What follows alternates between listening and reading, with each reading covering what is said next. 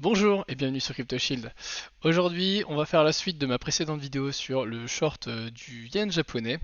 Donc on va clôturer la position et on va faire le bilan, voir ce que ça a donné ces 5 derniers jours.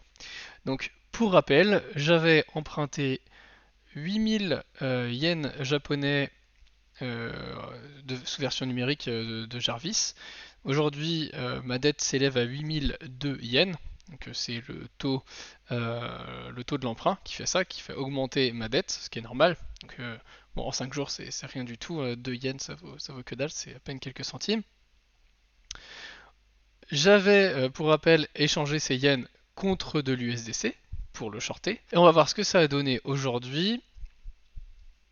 Donc je connecte mon wallet sur Paraswap, on va faire en fait tout simplement l'opération inverse et revendre, ou plutôt pardon, racheter le yen pour rembourser mon prêt, mon emprunt. Aujourd'hui, 58 dollars, ça me fait 7890 yens. Donc on comprend que là j'ai une petite perte, malheureusement. Sauf que c'est un peu bizarre, parce que quand j'ai revendu pardon, ce yen contre 10 dollars, on était ici à peu près. Donc en gros, un dollar permettait d'acheter 131 yens. Et aujourd'hui, un dollar permet d'acheter 136 yens. Donc normalement, j'ai fait une plus-value de 3%, 3,5%. Donc on va voir un petit peu pourquoi ça marche pas comme il faut. Donc j'ouvre mon wallet et je vais regarder la transaction que j'avais fait il y a 5 jours. Donc la dernière transaction c'est celle-ci. Je l'affiche sur Polygon Scan. On voit bien que j'ai échangé 8000 Jarvis yens contre 58,78 dollars. Donc je vais diviser tout ça par 58,78 et ça me fait un prix de revente pour 1 dollar, j'avais 136 yens.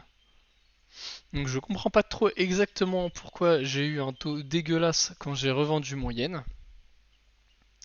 Techniquement, j'aurais dû avoir quelque chose comme 61 dollars. Mais bon, c'est pas grave. J'ai pas d'explication sur ce problème. Parce que on était bien le 16 juin à 11h53. Et quand je regarde le 16 juin, allez, à 11h, on était par là exactement. Donc voilà, j'ai pas d'explication, je sais pas pourquoi. J'ai eu un taux vraiment pas terrible. Mais c'est comme ça. Peu importe, c'était juste pour l'expérience. Aujourd'hui, je vais donc rembourser la dette, vous montrer comment on fait. Donc je reviens sur Paraswap. Je vais racheter mes yens en effaçant une petite perte, hein, tant pis. Donc confirme order.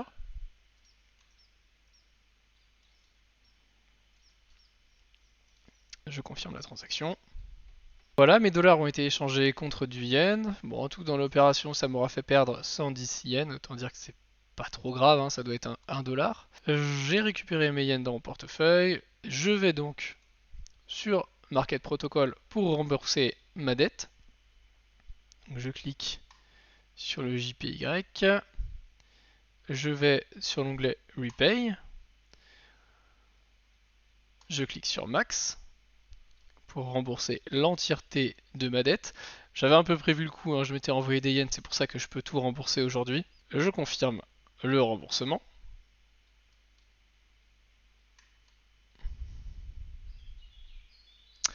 Et on a encore cette fameuse erreur RPC sur Polygon Market. C'est fou ça. Je sais pas. Ils ont mal codé, leur système, donc c'est pas grave. Comme l'autre fois, on passe la transaction en agressif. On confirme. Voilà, la transaction est passée, j'ai pu rembourser mon emprunt. Je vais maintenant retirer le collatéral que j'avais déposé en JEuro. Tout simplement, je clique sur le collatéral, je vais sur l'onglet Withdraw pour retirer. Je veux retirer tous mes JEuro, je confirme. Vu que ça n'arrête pas de bugger cette histoire de carburant, je vais mettre en paramètres avancés 60 Gwei 59 Gwei, histoire d'être sûr que ça passe. Ok, enregistré. Je confirme. Voilà, ma transaction s'est bien déroulée. J'ai pu récupérer mes 305 J et clôturer ce short. Voilà, vous savez maintenant comment ouvrir et fermer un short sans levier, bien entendu, en faisant des emprunts et en swappant vos emprunts. J'espère que cette vidéo vous aura intéressé et qu'elle vous permettra de faire de nouvelles choses dans la finance décentralisée. En attendant, si vous avez besoin d'un accompagnement ou d'une aide pour apprendre à utiliser la DeFi, n'hésitez pas à me contacter via le lien en description.